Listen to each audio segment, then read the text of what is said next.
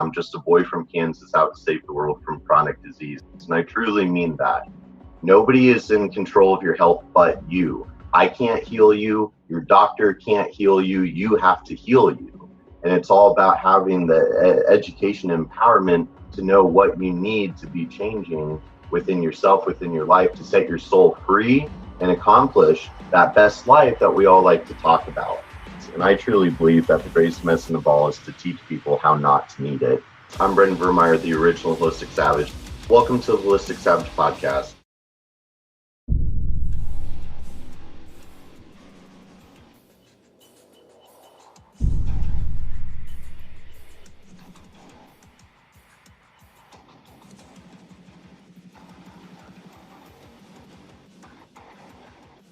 Enough testicular fortitude to actually bridge the gap. Yeah. Right?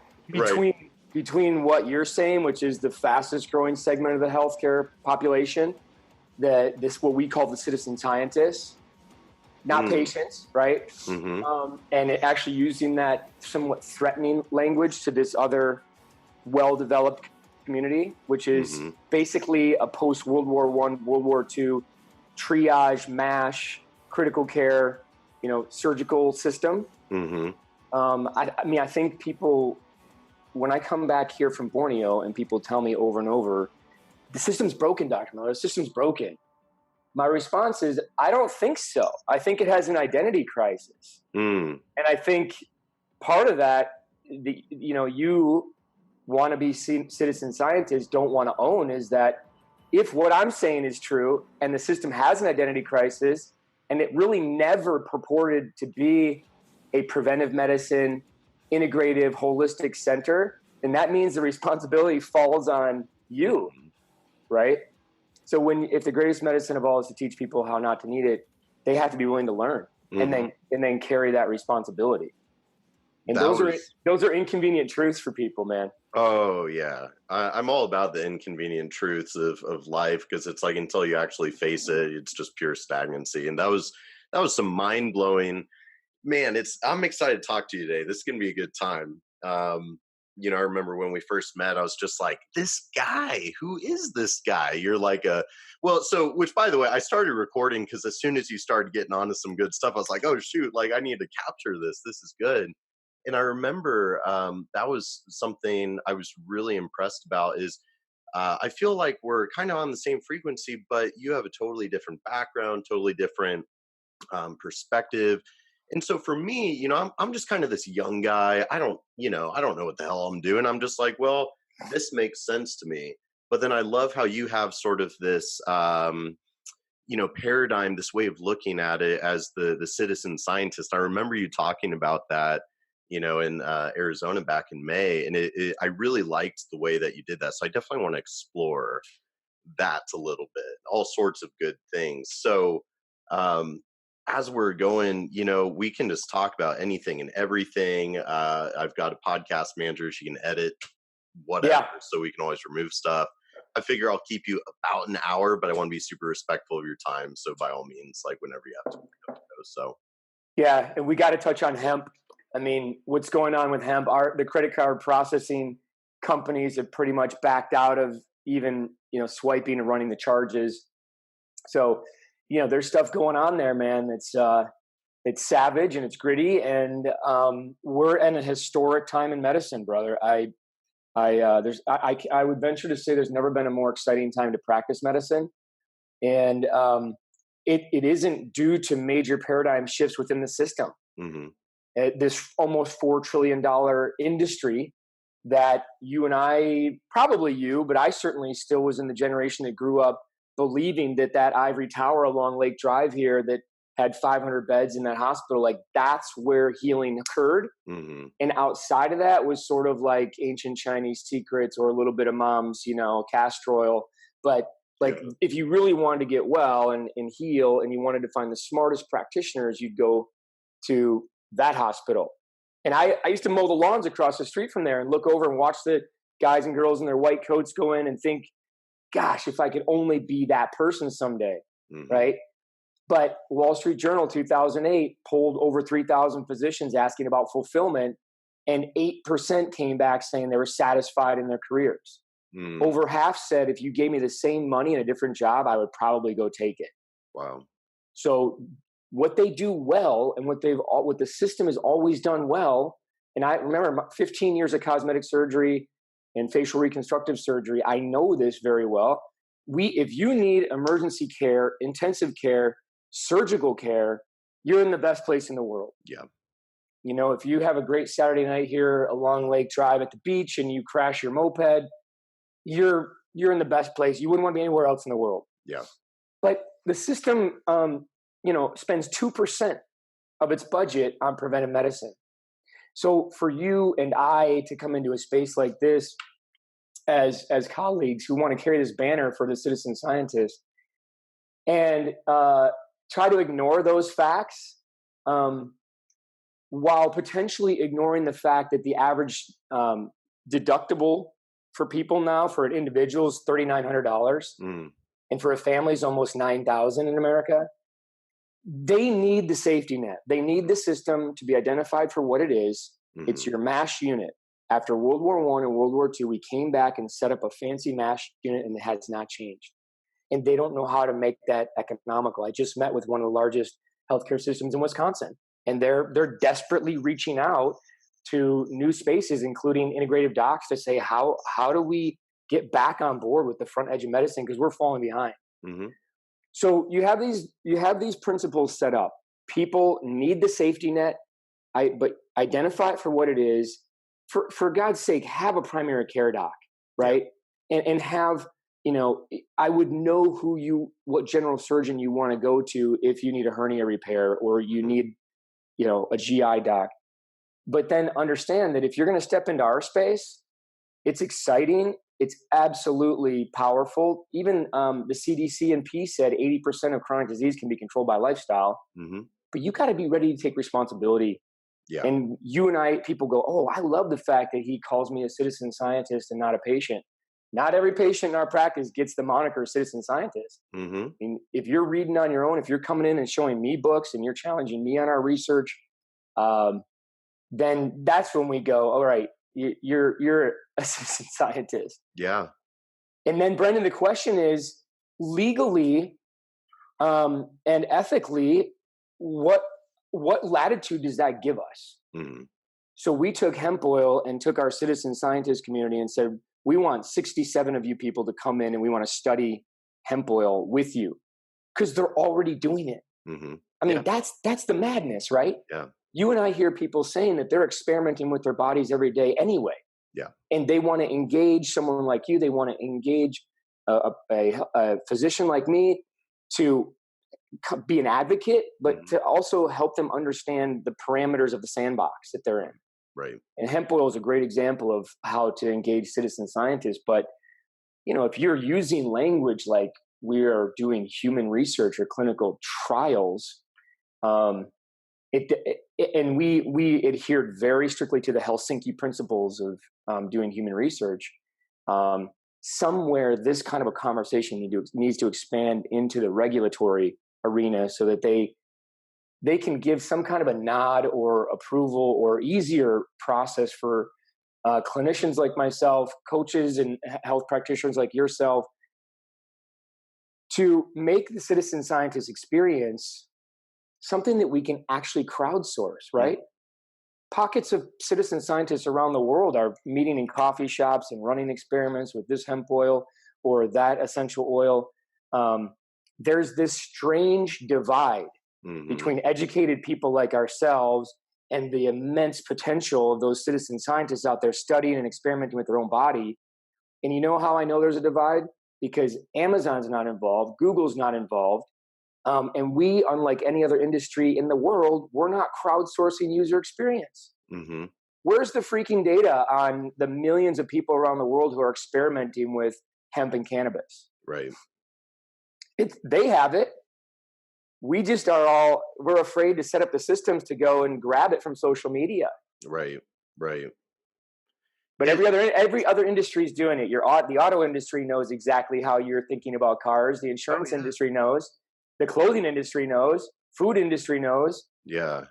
it's kind of mind blowing. Like you look through, I mean, all the social media stuff and just all the data that they're tracking, and the level of technology is scary, and yet there definitely is this huge kind of holistic citizen scientist. You know, like everybody's tired of being sick and tired, and I really like how you describe the system as, you know, having an identity crisis, because you know, I get tired of the whole the whiny, the point the finger, the oh well the system's broken and it, you know, it's somebody else's fault. And again, that's kind of the whole point of the citizen scientist, and taking ownership of your own health. But you're right, it's like there's in a way kind of the holistic alternative integrative space, it's so unmonopolized, it's so untapped, or but as you said, it's such an exciting time to be in the industry because there's so many things happening and developing. I was at my parents' house the other day, and you know, my stepmom, she had whatever kind of fancy new Nutrafol. I had never heard of this thing, and she's like, "Oh yeah, they put me on it for my hair falling out." The dermatologist. I'm like, "You need medication for your hair to grow?" Like, okay. But then I actually look at the bottle, and it was a nutraceutical. It was, you know, iodine and selenium and ashwagandha and, you know, biotin and all of the nutrients. And honestly, it was a very, you know, pretty kind of medical commercialized presentation with the box. I was like, yeah, like this is where we're starting to go. And that's where stuff like, you know, I can't even really see that, but the dental siding, Dental siding. you Yep. know, I think it's only a matter of time before we start kind of using the alternative modalities. But yeah, we've got to have the research, we've got to have the supporting evidence. And I think it's super interesting hearing from your perspective, because you're in the system, you know, this way better. The economic strategy side of it, just all concepts are horribly, you know, foreign to me, but absolutely important for the movement.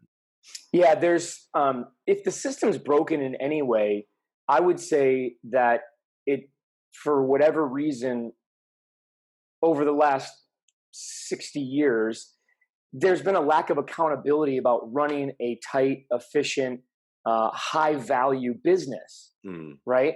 I mean, that's the other thing that I look at and go, every other industry that delivered those kind of results percentage wise at that kind of a cost would have been forced in this capitalist environment to reinvent itself.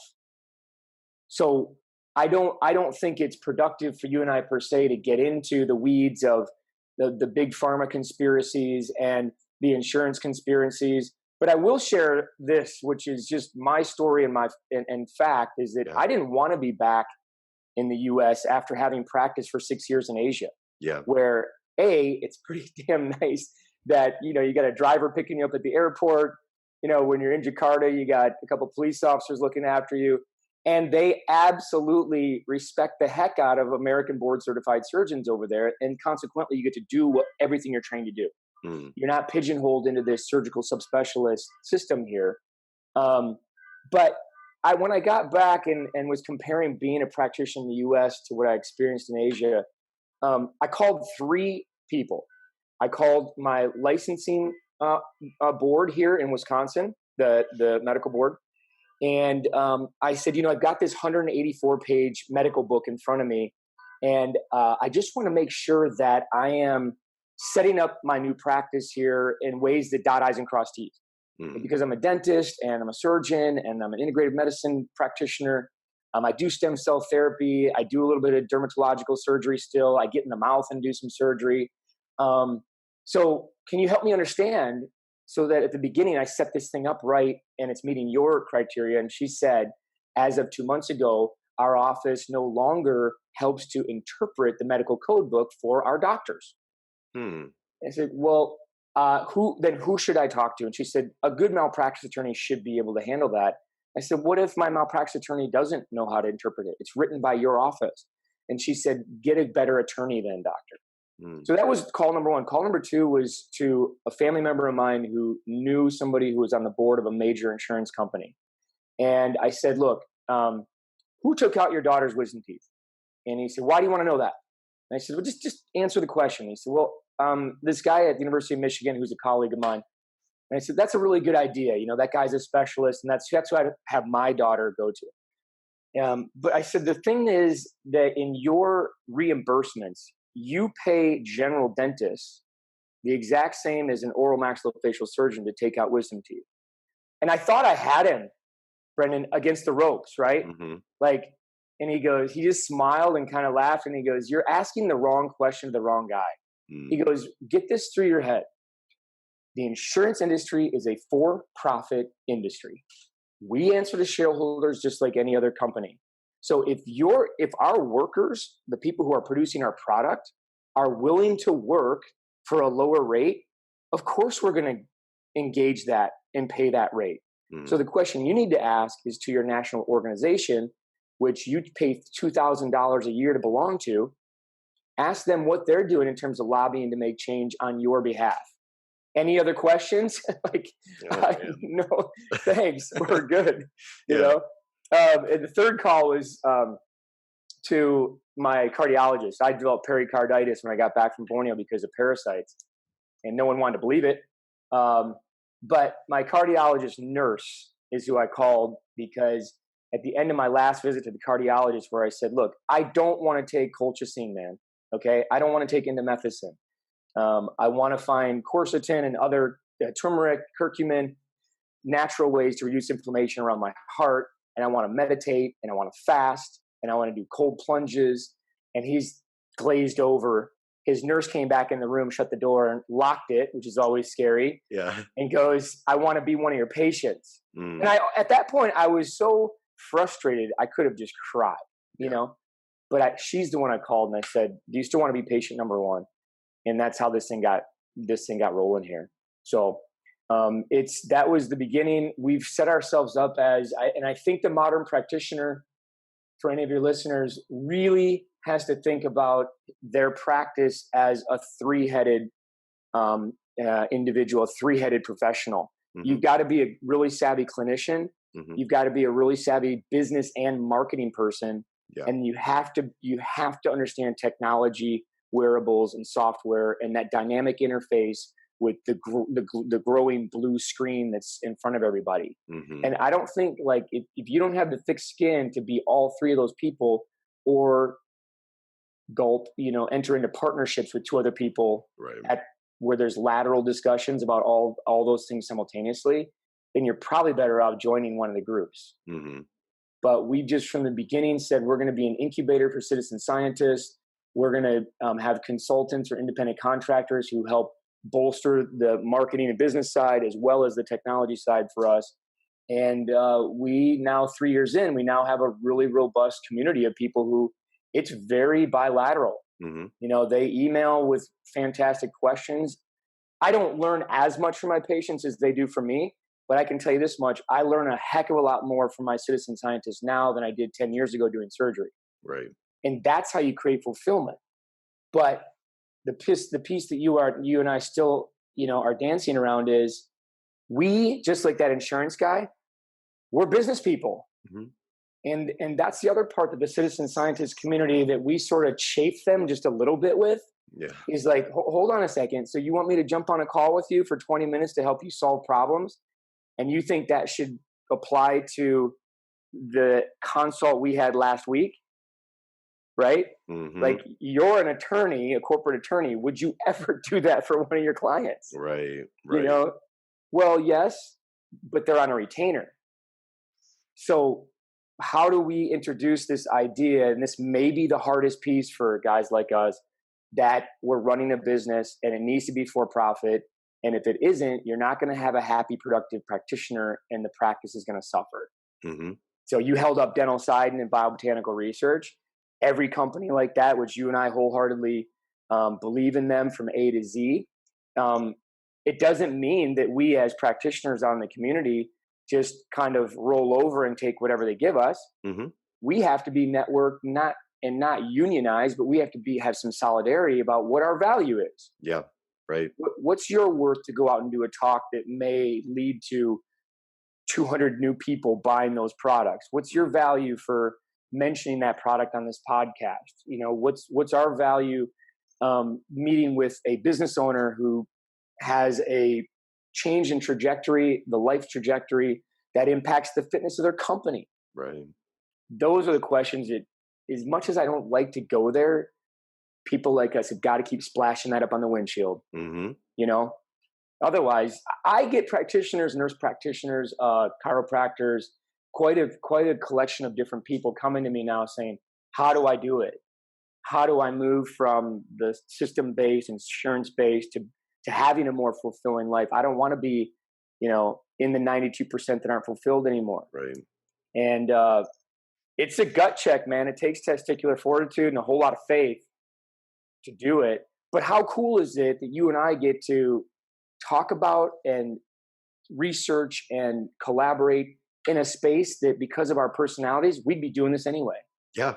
Yeah. I mean, that's the upside.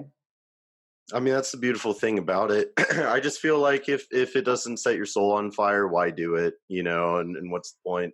And you're a horribly impressive dude and so knowledgeable across so many different areas. And so it is really cool. I'm kind of curious here a little bit about, like how you even got to where you're at. Obviously, you look back across the years and, I think of it myself. I'm like, how did I get here? And what am I even doing these days? But it's just like, you seem like a very passionate individual, but for listeners, I mean, you're a medical doctor, you're a dentist as well, correct? And then surgery, but then you're also integrative. So now you're building this space, you're building your own tribe of, citizen scientists. And I think that's what it takes. I think it's going to really take kind of a new, breed of leader in this healthcare space that is setting the tone, setting the example. And I love where, when you kind of set out on your own to do your own thing, it's whatever you want it to be. And obviously your vibe tracks your tribe. So I think just the way that you're operating and the message that you're emitting, it's drawing like-minded people to your tribe. And so you create that. But as soon as you do anything that's out of alignment with kind of your innermost truth, that's where, the bad juju comes in, and you start attracting not the right kind of energy, not the right kind of, individuals. So. And, Brennan, I think on that memorable taxi ride in Arizona to the airport, I think that may have been that commentary you just offered may have been that kind of the heartstring connect for both of us, because what you just said in terms of authenticity and honoring your work at a heart level, it brings up this idea that people really don't want to accept at the regulatory level or the business level or the citizen scientist community, that the number one unmet public health need is mental health. Mm. Here in Milwaukee County, I just got news last week when I was meeting with the board for this big hospital, that we had 25,000 admissions to our psychiatric hospital here last year, which is run by the county, taxpayer dollars. They're shutting it down. Just, we're out of it. We're getting out of this business. And so the major hospital systems are scrambling. And some of the rhetoric is like, that means our ERs are going to be full of schizophrenics who are disrupting the experience for other patients, rather than, can you, doctor, help me better understand why we have such a massive mental health problem? Mm-hmm. All of this speaks to this notion that the idea that the system is broken and that we need to be agents of change within the system, to me, is ludicrous. We need to figure out ways to accelerate the development of the new way. Mm-hmm. And I think that that's going to continue to be led by citizen scientists, some of whom happen to have huge dollars as resources and want to actually build something, new institutes, if you will, around that. Mm-hmm.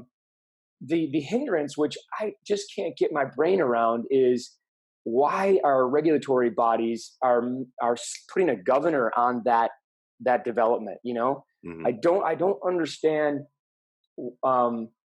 As advanced and developed as we are, and I get the money piece and I get big pharma, but I don't understand why our government is making it hard for the citizen scientist community and investors in that space to build up this area, which, taking it right back to your comments, our space, the citizen scientist integrative holistic space, is much more equipped to deal with the heart and the soul of people. Mm-hmm. So the system is bailing out, hitting the eject, ripcord, gone from dealing with mental health. those practitioners who are in the mental health space already feel totally overwhelmed. Mm-hmm. Our community recognizes that health is a top-down phenomenon. Yeah. Thoughts become proteins, right? Mm-hmm. Thoughts become proteins. I like that. Make good proteins. We get that. So we have this opportunity, this community. If I'm at the government level, even the state level, or forget that. How about just a city? Let's you and I find a progressive city. Maybe it's Denver. That's too big. We got to find a small Asheville, North Carolina, and go meet with their mayor and say, hey, we got to have more proofs of concept. Colorado did it with the hemp industry. Yeah. And look at the tidal wave effect. But we need to find a small, like Singapore's a city country, right? Mm-hmm. So many people want to try concepts in Singapore because if it works there, it's a city level and a country level proof of concept.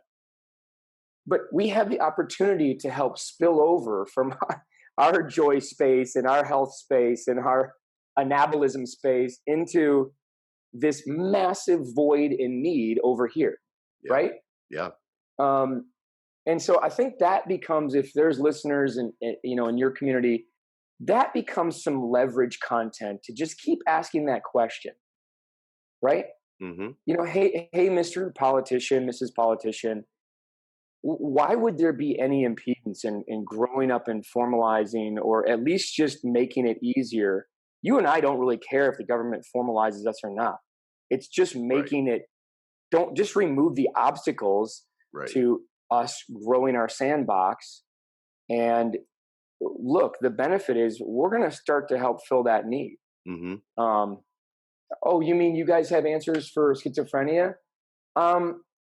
Maybe. But I can tell you this much. We have answers for young people that will help reduce their risk of getting schizophrenic breaks in their 20s. Mm-hmm. Right. Pretty damn sure about that. Yeah. And I happen to think that guys like yourself who really understand nutrition, understand the value of testing and know movement and strengthening, I think the motor cortex mastery coupled with good nutrition and knowing how to choose the right biomarkers for conditions, guys like you working with people like me, that's the future. And many of these psychological issues can be fixed. Emotional things can be fixed through motion things very often, So I think in the middle there, the second point that I would offer up as leverage is beyond the mental health piece is anyone really scrutinizing what's going on in the hemp industry? I mean, that was the great citizen scientist experiment, right? Totally. And the irony here in Wisconsin is that the Wren family back in the 40s and 50s was one of the largest producers of hemp in the world. And so this issue is coming back to root here. And I'll be meeting with some politicians in Madison, our state capital, about it. But it's kind of a hot topic here. What I don't understand is that in end of May, the FDA had its first public hearing on this topic, and the PhD scientists who they invited to come there told them, and I have an editorial which we can send out to your listeners. Yeah. But their PhD said you have fallen so far behind the public on this issue that unless you're willing to radically change your approach, I don't see you ever catching up. And my question is, why isn't Google at that table? Why isn't Amazon at that table? Why isn't Facebook at that table? Because to me, that would be the missing link to help catch up. Right. So we're, on the one hand, we have the rhetoric and the editorial, but on the other hand, is our citizen scientist community, Brendan, are they really engaged? Are they really active? Are they out there, throwing the proverbial picket signs up a little bit? I don't see it. Yeah. And in the meantime, what is happening doesn't even really make sense. Their CBD, the Israelis have been using CBD and non-THC hemp oil for 2 decades to control anxiety and asthma and all kinds of things. Why do we have to try to reinvent the precedent? Right. There's just so much that doesn't make sense there. So between the mental health piece and just taking this very hot growing topic of hemp oil, not cannabis, just hemp oil. Yep. Let's keep challenging the mindset, the people, the influencers and the regulators, because we're all in this to make the world a better place, right? Mm-hmm. Right? So we say, yeah. So what are your thoughts on hemp oil? What are you hearing from your community that, as you work your business and your clients? It's such a, like right now, it's all about the CBD and the keto. That is all anybody wants to talk about. And obviously, I'm a science dude by heart, kind of nature, and so I'm down the rabbit hole with. But certainly everybody. I guess where the big thing, there definitely is this increasing awareness movement going on. I see so much more activity within kind of spiritual cultivation, holistic health, all these things. But there's still, this instant gratification, the quick fix, what do I take to whatever.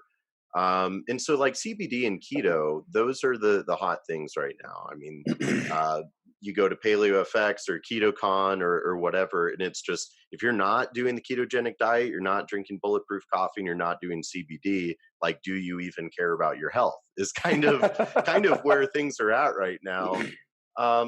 So it's interesting. It's and everybody's trying to get in on that. Yeah, it's super fascinating. What about one of the things that I'm inspired by on this front edge, and you and I talked a little bit about it, is fasting as a gateway to spiritual breakthrough. Mm. To me, that's one of the greatest evolutions in the integrative space. Yeah, is it's free. Yeah, it's cheap, it's free, and it's the upsides in terms of that 12 to 18 hour window where growth hormone, testosterone, anabolism, repair just start to get exponential. Mm-hmm. This is a metabolic reset opportunity, and people are out there lecturing, and Walter Longo and the longevity diet, his group, has progressed that to even being able to offer you a 5-day box of the fasting mimicking diet, which is oxymoronic and interesting to me. Yeah. That we are, we're doing a fasting mimicking diet, and that diet involves opening packages, which are inherently should be a cautionary tale. But nevertheless, I think you and I get the fact that putting yourself in a fasting state does something spiritually. There's a detachment, there's a revving down of gluttonous energy. Yeah. And in there, you come to a place of identity, right? And you know it in your own walk, and I know when I fast, that's that bizarre idiosyncratic energy that comes up. Oof, when when you get the breakthrough. Yeah. It's like, for me, 2 or 3 o'clock in the afternoons, my misery time, where I just want to mow a dead cow. Yeah. But then around 3:30 or 4, this strange, strong, anchored energy that just rises up that allows you to sit right in front of the best plate of lasagna in a fasting state and be like, that has no control over me. Mm-hmm. What else, by association, emotionally in the limbic center, are you also detaching from that loses its control? And is that the energy that's coming up? I think so. Yeah. You're untethered to these things emotionally. Right. Right. And I think that we focus a lot on the metabolic piece of fasting. Yeah. But what you and I vibed on was this idea that people are using that as a gateway, even if they don't realize it, to build real strength, inner strength, and reestablish, their identity. Right. Certainly the blood sugar regulation, the restoration of insulin sensitivity has big impacts on mood and brain function. But there's an enigmatic thing in the middle of this discussion, what I call the spirit domain of health, that's another thing. We're just going to have to be okay with that. Yeah. Coming back into the US in 2014, 2015, everywhere it's mind, body, spirit medicine, right? And compared to 2007 when I left, there were very few yoga studios in 2007. Now they're everywhere. The mind, body, spirit buzzwords are now everywhere. But if we are truly incorporating the mind, the body, the spirit domain into this paradigm of healthcare. How do you assess and address the spirit domain?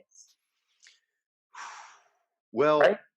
That's kind of the big thing. And, earlier this year, I was hanging out with one of my mentors, Dr. Brian Walsh, and, beautiful weekend seminar of just intense blood chemistry analysis and all the science. But we ended the weekend with really kind of going more into the psycho-emotional realm, and spirituality or religion or just psychology and self-help and all of this.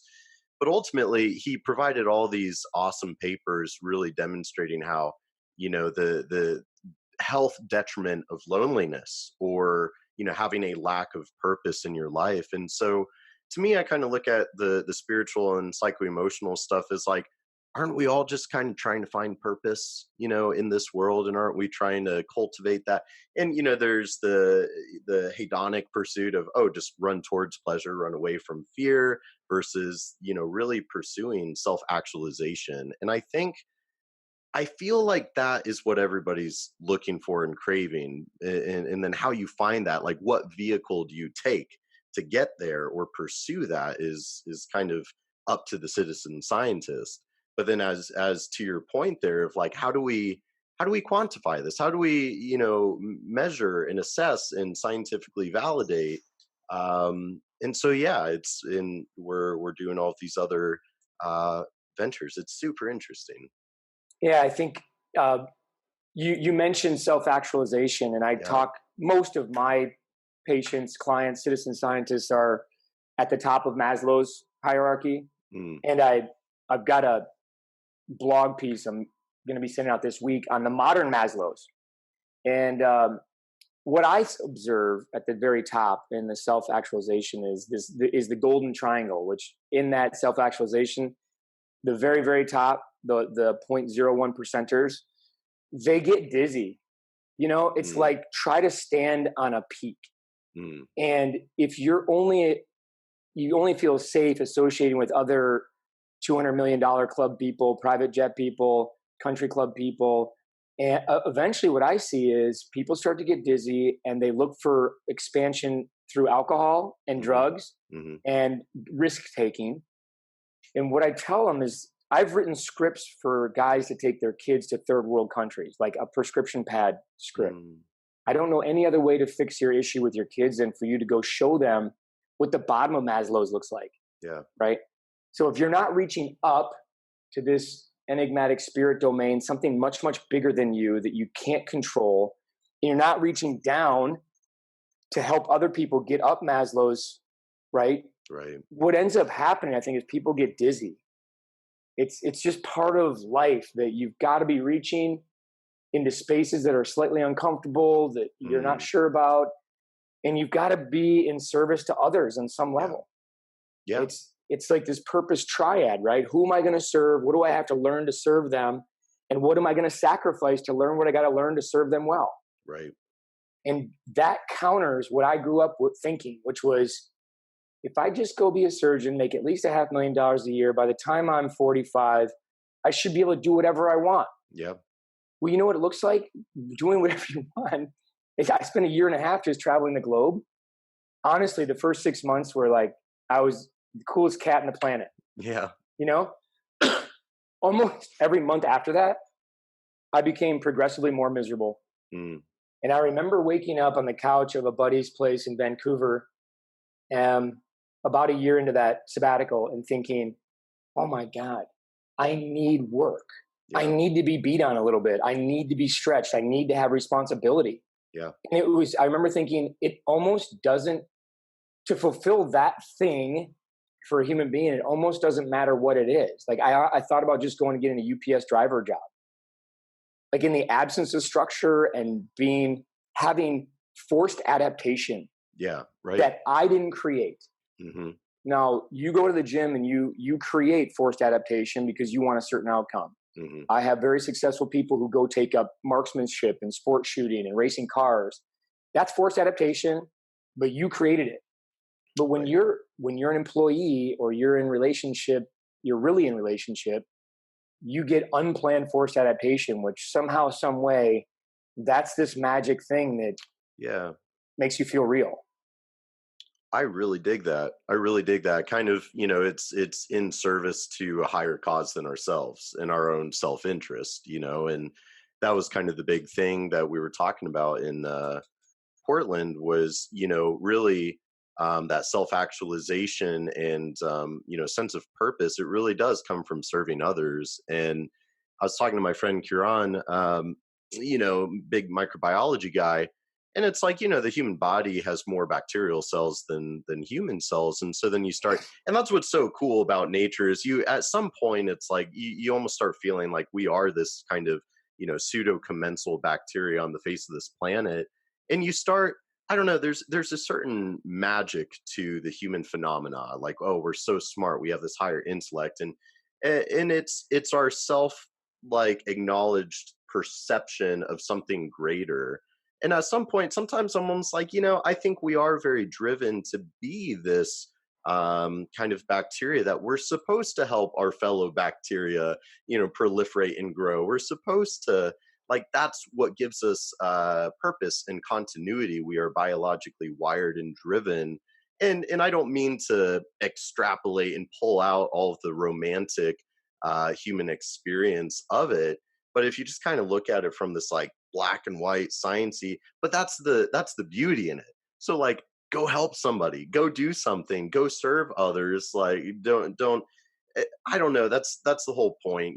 When you look through the lens of kind of Darwinism and evolution in science, like it becomes a lot more clear of like, let's not overcomplicate it. Let's do some good here because we're wired to move in this way. We're not supposed to just be purely self-interested and, well, what's the forced adaptation that I want to do for my own worldly entertainment? It doesn't work.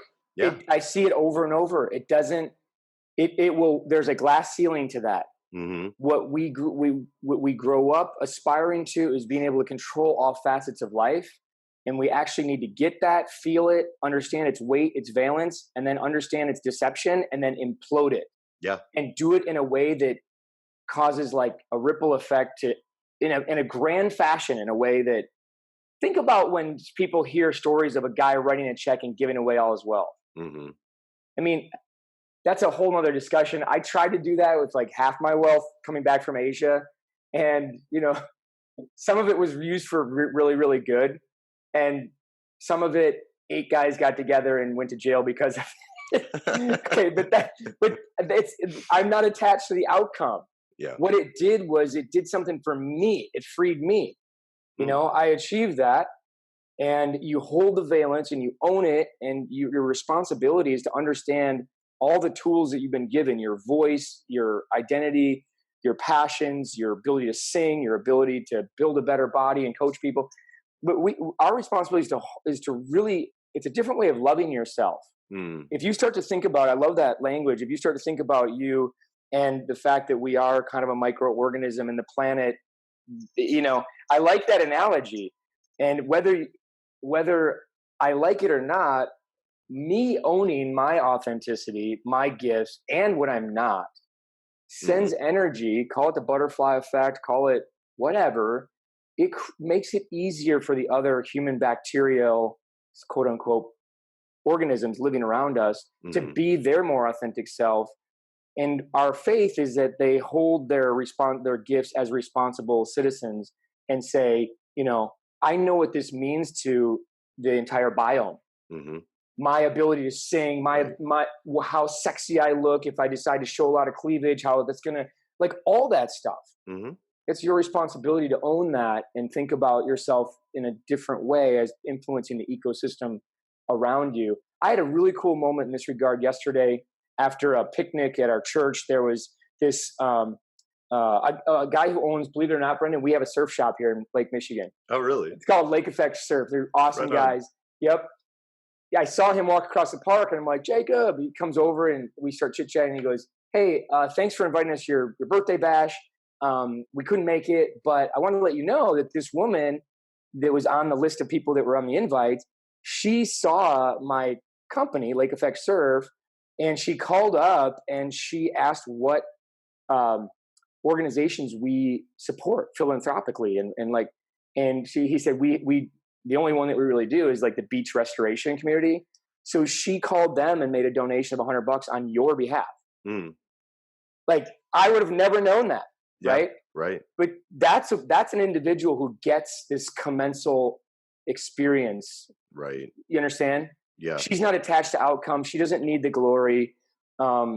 She realizes that somehow, some way, by throwing that good into the system, it all makes the sea rise. Right.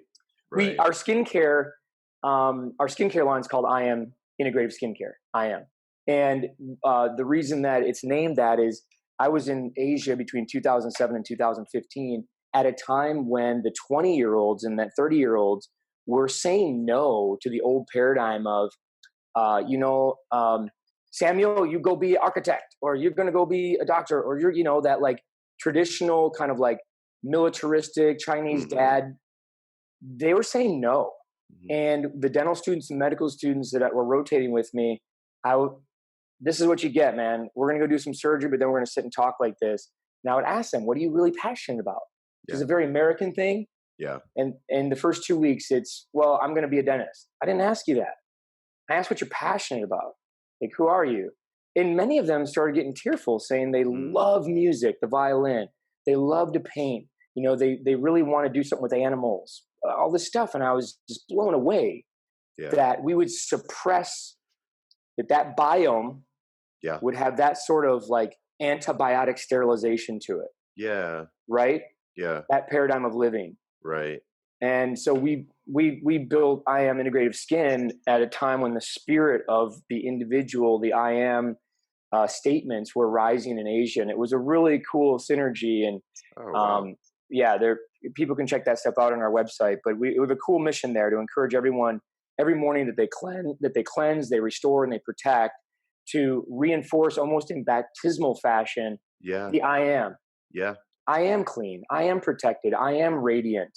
Right. And I am unique. I'm one of 7.2 billion unique works of art on this planet. Yeah. And I'm here for a reason. Yeah. Right? Beyond just my sex appeal. Right. I've helped create a lot of more beautiful people, and you and I have been around a lot of beautiful people. People think that sex appeal and physical external power is the greatest force in the modern world. It's not. The story behind that person, their identity, and the thoughts that they have about who they are, how things are going, what they really want. That's the most powerful force in the universe. Yeah. Right? Absolutely. And so we try to, in our branding and our discussions, and when we interface with our clients, we really want that I am statement to be a part of their morning ritual. Yeah. And we believe that if everyone's doing that in this commensal experience we call the laboratory of life, we really believe that you'll be encouraged to pay more things forward, and just the whole sea kind of rises. Yeah. And maybe, Brendan, it rises high enough that a bunch of regulators around the healthcare industry go, guys like Adam and Brendan should be allowed to organize with Google a crowdsourcing experience of the citizen scientists around the world, so that we're not just talking about hemp oil, but we have vetted, very easy to follow user guidance protocols. Yeah. Because that's a big thing that's missing. And for the life of me, I can't understand why at this point. Right. But maybe that's the hope that you and I come together here, right? Is that if we do this thing, there may be a spillover effect that allows everyone to kind of have a sniffing salt moment, like, yeah, we're just going to do our thing and be MASH unit, triage, surgery, and we're going to stop trying to pretend like we can be you guys also. Right. Let's work together. Yeah. Crazy concept. Crazy collaboration. Right. I really dig everything you're saying in the I Am Skin line, and, asking these kids what they're passionate about and everything. Because I think, you said so many really powerful and really pretty beautiful, eloquent things. And even kind of getting into the kind of biology metaphor of life and everything. Because, I think we are all very energetic beings. I mean, we're a bunch of freaking atoms and charges moving around electrochemically. It's absolutely insane. And I think a lot of the sense of stuff, so if we think about like chronic disease and we think about loneliness, we think about mental health, all these different topics, and a lot of it I think is coming down to this kind of disconnect and disalignment with, again, kind of those innermost truths. And I think your story kind of spoke to that perfectly, of these kids that, you're going to be a doctor, you're going to be a dentist, you're going to be a this, and starting to say no. And well, actually starting to cry. I'm very passionate about music. I'm very passionate about this. And that's kind of always where the suffering comes from, is when our outward actions are out of alignment with our innermost truths. And I think when we make that alignment, I don't know if it's chi or electrons, or I don't know what it is, but there is absolutely this energy that we begin to emit, and we connect to, I think about like biofilm, because I've had other people on this podcast that are into like Reiki and all of this stuff, and they talk about the biofield, this kind of, almost like this fifth dimension. And of course, like there's all these different frequencies of energy.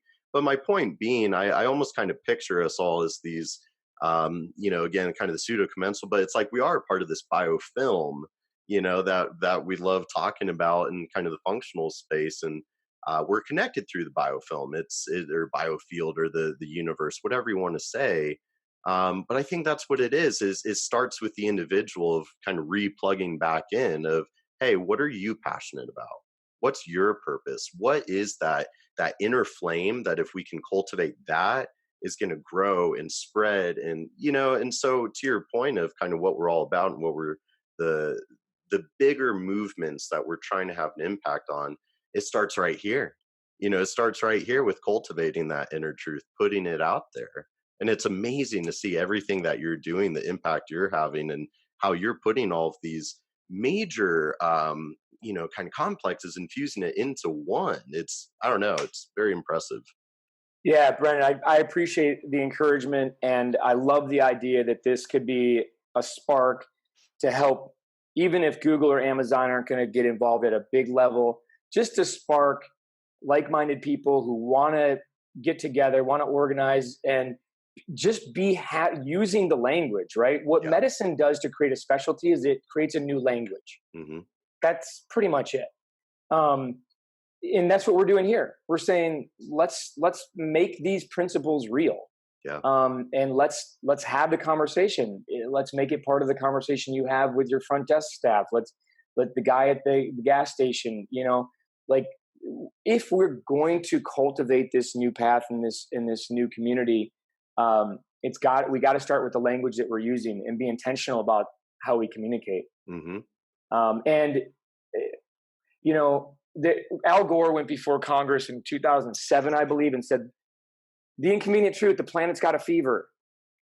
At that time, insomnia was epidemic. At that time, we knew the link between inflammation and chronic disease. Mm-hmm. What was amazing is that he didn't say simultaneously the fact that the planet has a fever because of mismanagement of, our resources, has resulted in man having a fever on the planet. This human film we're describing being sick, and we're still not willing to really say that. It's and there's reasons behind that people think that they have to have all the solutions. It used to be that physicians were afraid to be bold because they would get sued. I remember the story of Susan Lim in Singapore, which we can talk about another time. But a lot of the bold physicians, forward-thinking, disruptive physicians, have been systematically suppressed. And so I think the hope of our community is that if we hold each other accountable to the identity piece, the heart piece, the realities of what our value is to the future of our planet and the future of our society, then I think that gives us the integrity to keep moving forward. But we're going to have to hold each other accountable at a heart level, at a spirit level. And I think in the spirit domain, the best we can do is just to have people continually doing out of all of this, for me, what's most savage, and I think you believe the same, is are you willing to do that dark slide down the muddy slope into your heart? Mm-hmm. Are you willing to go down there? Yeah. That's, to me, the most savage aspect of what we're talking about. Yeah. People say things to me like, this job is killing me. You know, I should be in Mexico teaching English as a second language and like picking up the guitar again. And it's like, what are the barriers to you actually doing that? Because we could sit here having you pay me $500 an hour to go through all the metabolics and stuff, but I firmly believe that thoughts become proteins. Yes. And you're number one walking out of this concept. That's why I say to everyone patient, when you leave here, what's our number one? Is it your relationship with alcohol? Is it your teenage boy that's driving you nuts every time you pull in the driveway? Is it the fact that you really believe thoughts become proteins? This job is killing me, and you're having all these metabolic issues. And I hear things like, I have this spectacular condo overlooking the city that I would have to give up. What will friends say to me? How will the human biome respond? Right. In other words, right. And most of the time, when people do take that step, and that for me, that was being in Borneo as a cosmetic surgeon and hearing. I was on a beach in Borneo, and for the only time in my life, I heard a voice clear as day say, "We're going home. We're going after the heart of men, and they're financial men." And I now have like 2/3 of my practice is hedge fund and financial advisors. But when I heard that in my heart, that I heard that voice, it stopped me in my tracks on that beach, and I had to deal with it. I tried not to. I did what this patient I'm describing did. Like for 6 months, I tried to pretend like that's not really there. And because it doesn't add up.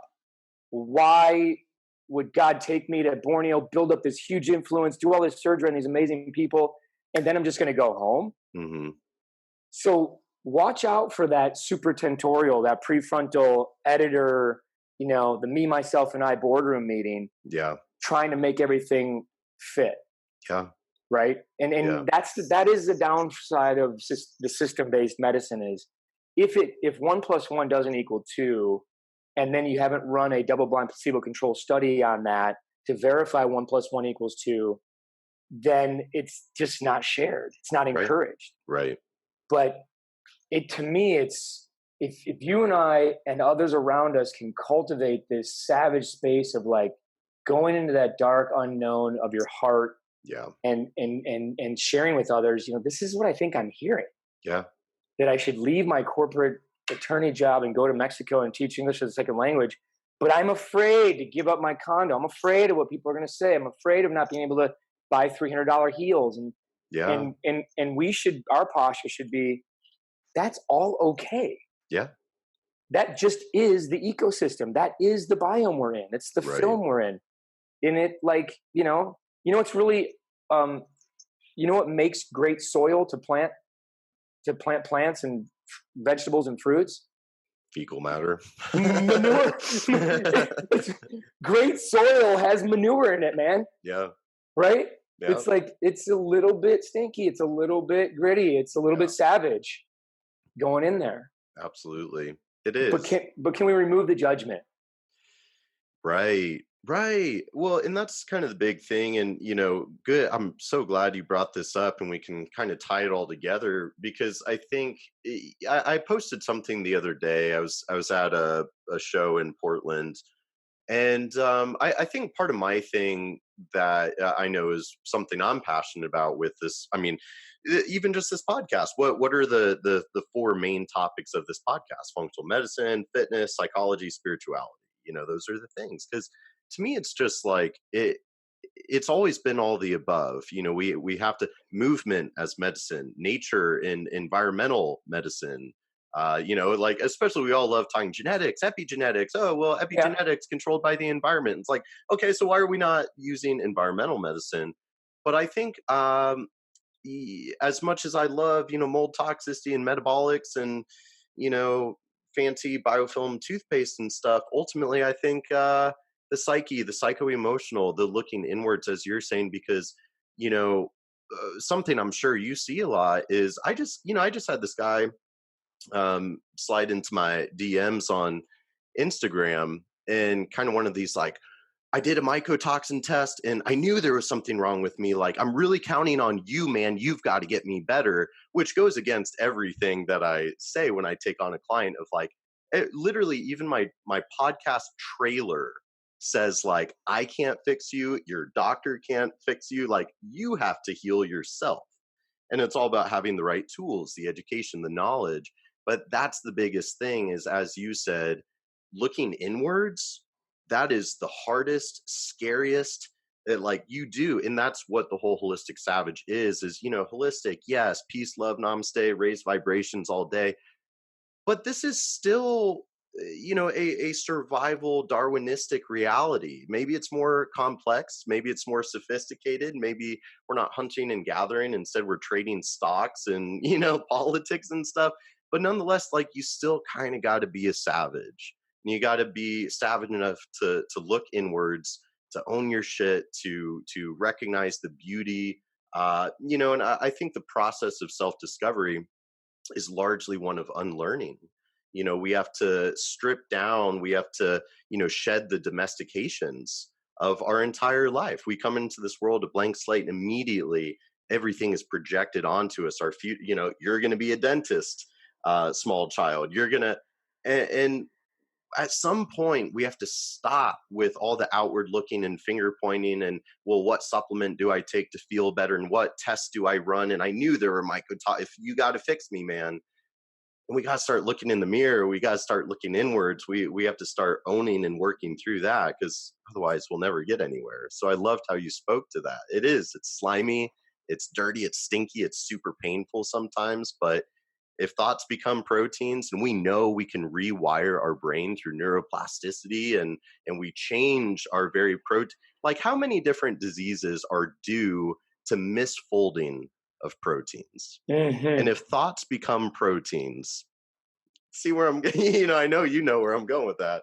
Yeah, to underscore that, I wrote it on the bathroom wall here. I had a German patient who heard, I'm going to butcher this German, okay? But it's alles kann kaputt gehen.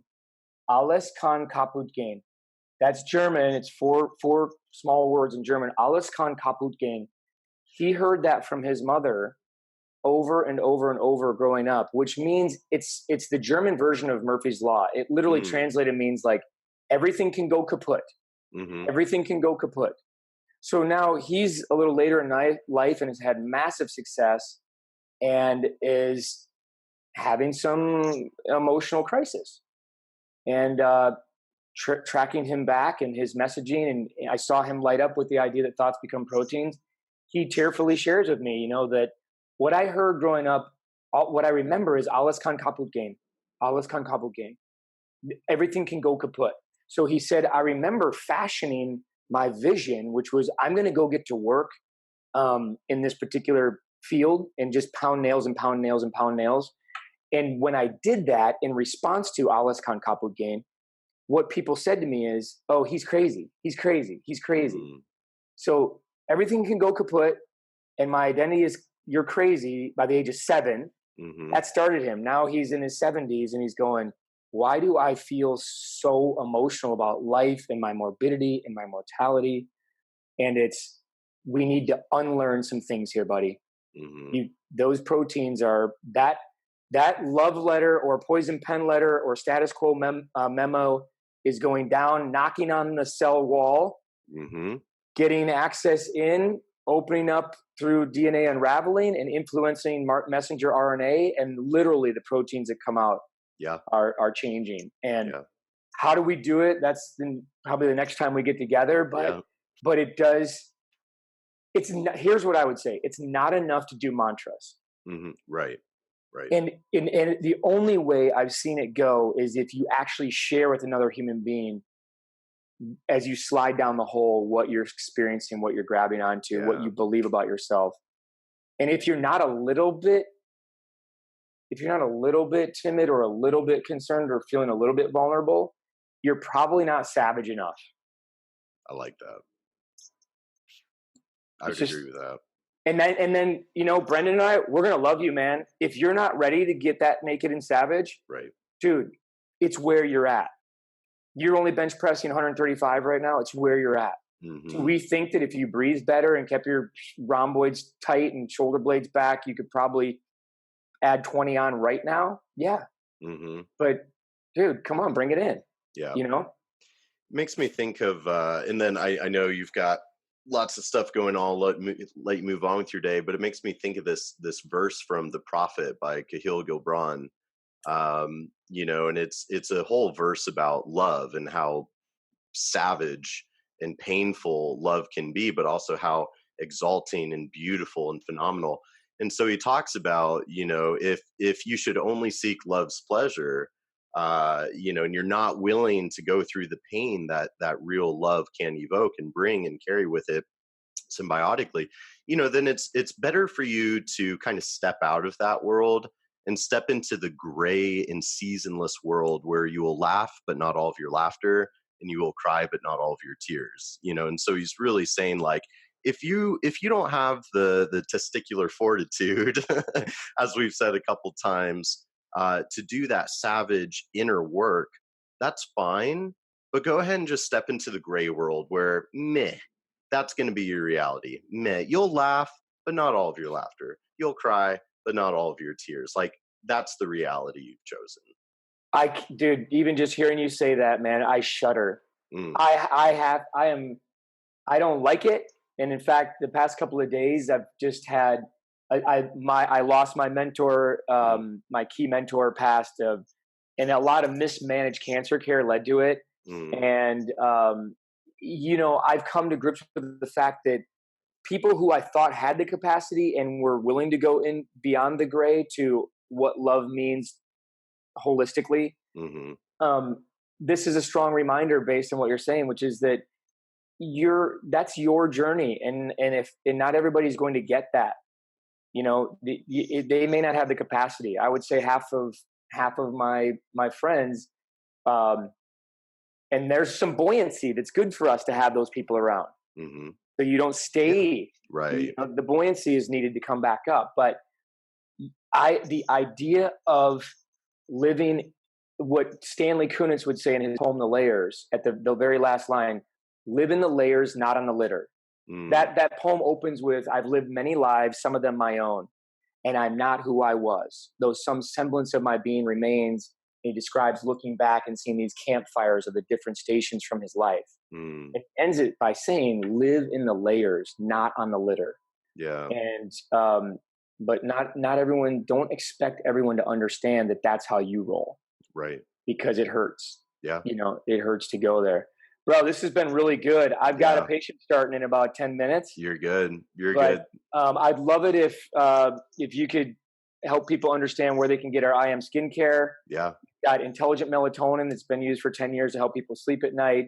And we've got, if they check out arisemd.com, we've got our research page that shows phase 1 and phase 2 of our hemp oil research. Phase 3 is underway right now. Sweet. And then whatever I can do to support your mission, man, let me know. Yeah, man. We'll get all the info, have everything posted. Are you going to Santa Cruz next month? Or that's yes, I should be there. It's not 100% yet, but I'm gonna be. I'm gonna try to get there. Man, well, it's been such an honor having you on. You're an amazing dude, awesome human, so knowledgeable. I can't wait to hang out again in person. This has really been a pleasure, brother. Thanks, man. Hey, man, enjoy your day, enjoy your patient, get back to it. All right, we'll see you soon. We'll see ya. Bye. See ya.